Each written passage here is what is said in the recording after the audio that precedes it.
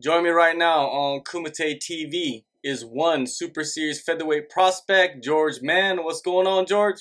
Hi there, thanks for having me on the show. Thank you very much. How you doing? No doubt, man, no doubt. Let's start with when you were young. You grew up fighting Muay Thai and playing football. You were successful in both. When you had to choose between the two, how difficult of a choice was that? It was very tough.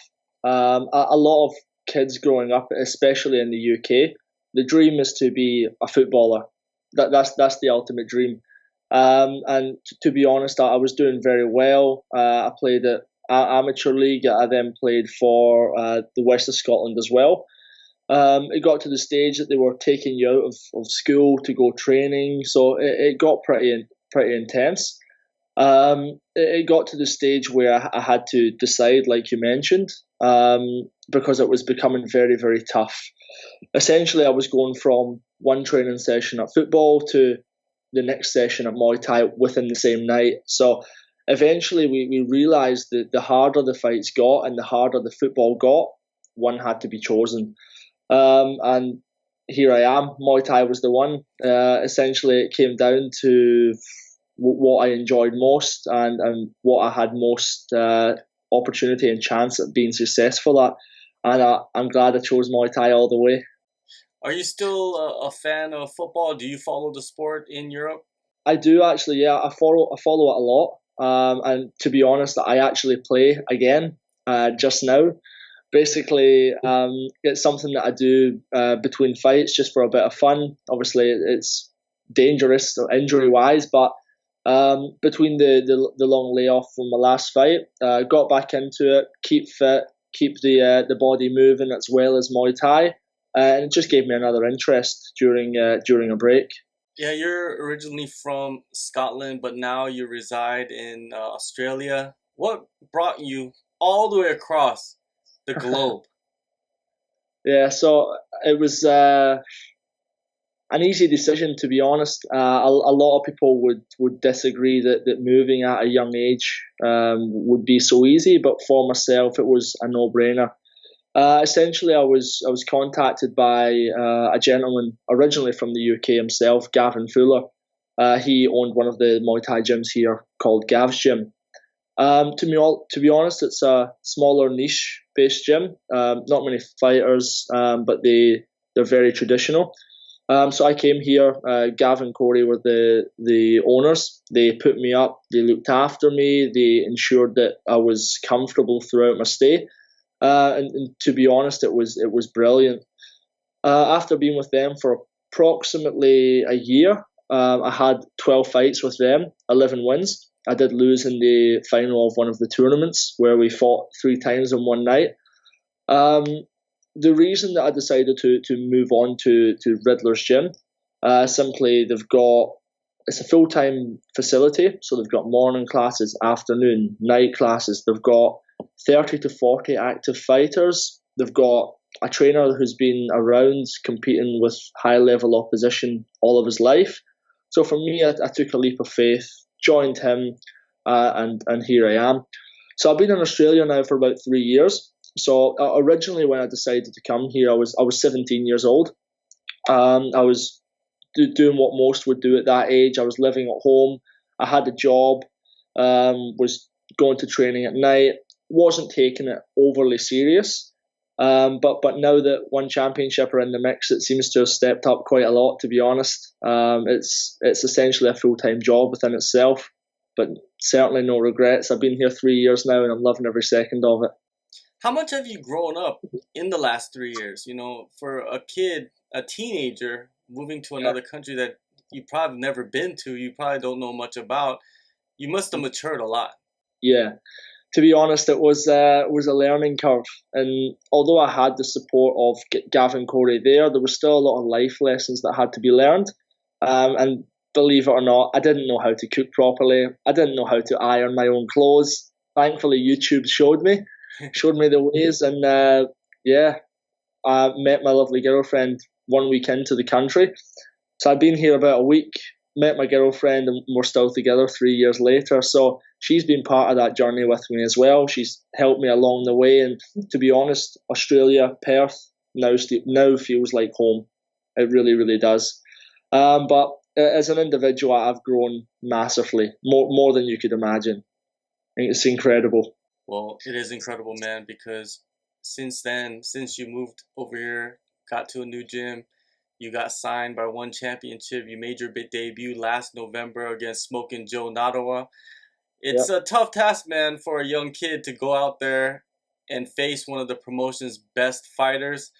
But you went to the judges with him and you performed well. How did you think about your performance? Oh, so there was a lot going into the fight. It was different to what I had experienced before. First things first, it was a worldwide organisation with millions of followers. Going into a venue with, I don't know, 20,000 people is something I hadn't experienced before. I also hadn't experienced the 4-ounce gloves, so that was a first time for me as well. And then finally, the cage. I had never fought in a cage either. I had never really stepped through in a cage, to be honest, until that night. So there was a lot to get my head around. But regarding the performance, I was actually pretty pleased. Although I did lose on points in the end, the fight itself was extremely close. Round one, I feel as though we both came out strong. I got a couple of sweeps on him. I think I scored better in the round.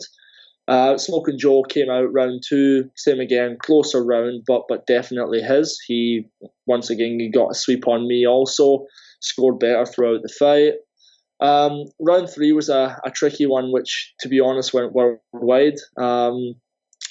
About a minute and a half into the fight, into the round, I was comfortable. I was winning in my eyes, and then I got hit with an overhand just as I went to throw the long knee. Essentially got caught on the side of my head, and a hematoma arised. And to be honest, it was something I hadn't experienced before. From that moment on, I was on the back foot. Smoking Joe came forward, pummeling as you would, and he deserved it on the night. But overall, I was able to show my ability on the worldwide stage. I was able to show that I'm not scared, I'm not afraid, and also that I'm tough. You know, a lot of people look at me. I'm sure you can see on the camera. I'm a young guy. I'm a baby face, as they say. But I was able to show that I'm tough. I can get hit with shots. I can stand there. I can give them back. But to answer your question, I was really, really happy overall. That hematoma, it went viral around Yeah, the world, social media, everywhere. There's a picture of you with that big, like a alien, growing out your head. How did your yeah, family react when you got back, after the fight, when you got backstage? I'm pretty sure your yeah, phone was already ringing off the hook with yeah. messages and phone calls. When you talk to your loved ones, what did they say? To be honest, all my loved ones, friends, family, whoever were, obviously looking after me, giving me calls, sending me texts, as you would do. But it was funny enough. Obviously, my parents don't live here. They live in Spain, believe it or not. And the night of the fight, they were actually on holiday in Australia. So they were sitting in my living room watching my TV with me with a head like this. So I came back. My mum, as you can imagine, was crying her eyes out. She was a mess, making sure I was all okay. Asked me if I wanted to continue doing the sport, if I had any objections. Obviously not, because I'm raring to go for the next one. But it certainly was very hard for my loved ones, no doubt about it. But we're still here. What I think when I hear you talk about the fight, I hear that I feel that you've built so much confidence from that Mhm. fight. Is that true? Yeah, certainly, certainly. One other thing that I forgot to mention as well is obviously the way that one create their weigh-in setup. For example, fighters have to do hydration tests. They have to weigh in over consecutive amount of days, and that's something that I hadn't experienced. Now that I have, going into the next fight, I'm prepared. I understand the concept. I understand the way that they treat the fighters, which is very good, by the way. And all of it is no longer a wow situation. It's something that I can go there and say, I've experienced this before, and I'm ready to rock and roll. That fight was around 6 months ago, 7 months ago. Why Yep. such a long layoff? Yep. So the fight was, yeah, it was obviously, yeah, I think it was 8 or 9 months ago actually. So it's one of the largest breaks I've ever had in my career. I was actually scheduled to fight again 2 months after that. Um, to be honest, I was ready to go. The head had recovered safely, but I sat down with my manager Darren Rees, and we discussed: is it worth it? I'm very young. I've got a lot of time. Would it be best to take some time off, focus, recover properly? Although I was ready to go, you never know. The head's a tricky thing. There's that many small things that could have went wrong.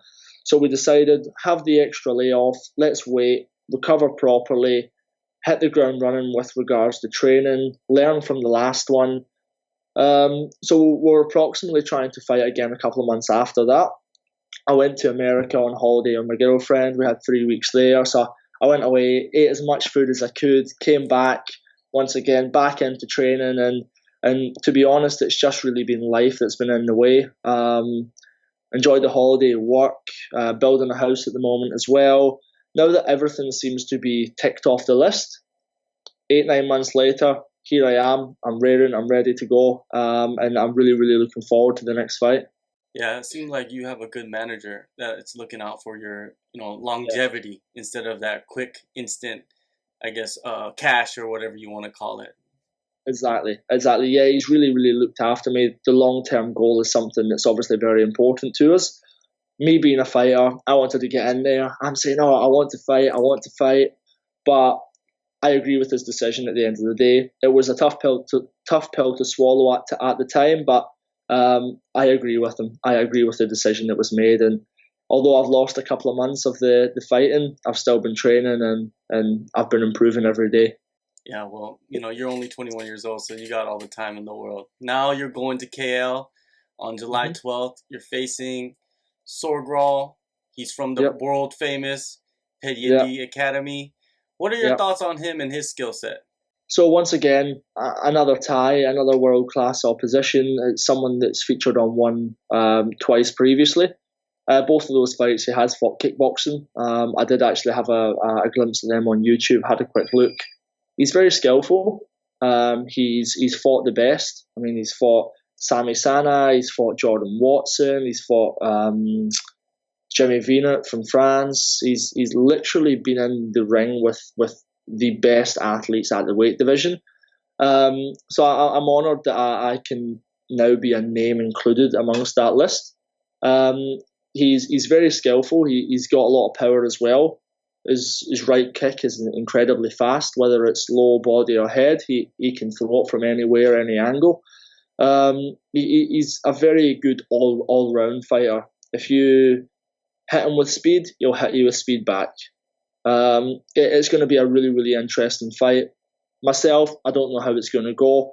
I have prepared in the best possible way. I believe in my skills, and I think we're really, really going to put on a good fight for the fans at One Championship. You said you went to America for a holiday, you took some time off, and you got back into camp. How long has this camp been?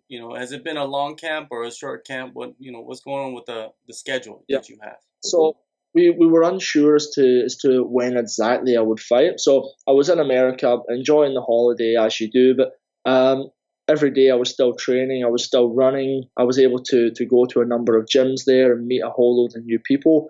So I was still keeping actively fit. When I came back, I was raring to go. I wasn't sure if I'd be on the June card or the July card. Um, so came back, signed the July fight. Um, so the camp has pretty much been about maybe 8 weeks, 8 weeks of hard training. We really have put in a good shift. Not normally we can prepare for fights in 3 4 weeks, but this one has been longer. But to be honest, it's been extremely beneficial. I've had some time off. The longer camp will get me switched on again. It will get me lean, fit, and it will just take me over that edge and will ensure that I'm fully prepared come fight night. All right. Well, in the main event on that same night, you have the featherweight kickboxing Grand Prix quarterfinals. You Yeah. got Giorgio Petrosyan versus Petchmorakot 2. Now, I want to get your uh, opinion about the first fight. Did you think that Petchmorakot won that fight? Oh, so the fight itself was it's a hard one, to be honest. I did watch it live. I have watched it since. Um, would I like to be a judge of that? Most certainly not. There's a lot of pros and cons regarding it. Some people say he was clinching for too long. Some people say he wasn't. Some people say Giorgio won, Petchmorakot won. There's been that many opinions thrown at the whole fight. I think we can all agree the first one was a ridiculously good fight, and to be honest, I think the second will be even better. My thoughts on the second fight. I'm just glad I'm on the card, to be honest with you. It's going to get a lot of attention. It's going to get a lot of hype. Both athletes are phenomenal. I don't know who's going to win on the night either. I really don't. I'm on the fence. Giorgio is obviously one of the all-time greatest kickboxing legends on the planet. Petchmorakot, likewise, but in the Muay Thai scene. I was really impressed the way that Petchmorakot fought in the fight. Actually, if you were to go back and have a look at the fight, round one he lost pretty comfortably. Petrosyan obviously used his kickboxing strengths. He kicked him, punched him, done everything he needed to do, kept him at bay. Round two, it was as though Petchmorakot sat down with his cornerman, created a whole new game plan within 1 minute. Went out and utilised it exactly as they planned. They clinched them. They scored when they had to score. They took away Giorgio's talents, which are punching and kicking. But yeah, I'm really looking forward to it, and it just shows you how experienced the Petchyindee cornermen are. And to be honest, I think it will be the same in the Sorgraw fight with myself. By any means, if I'm winning comfortably in round one, I expect them to come out in round two with a total different game plan. They're experienced, they're highly intelligent, and yeah, both of the Petchyindee lads are incredible. Well, before we get to watch them fight, we're going to get to watch you fight on July Yeah. 12th. One Masters of Destiny, KL, Malaysia. Thank you, George Mann, for your time, and good luck on your future. Thank you very much. I look forward to seeing you. Cheers.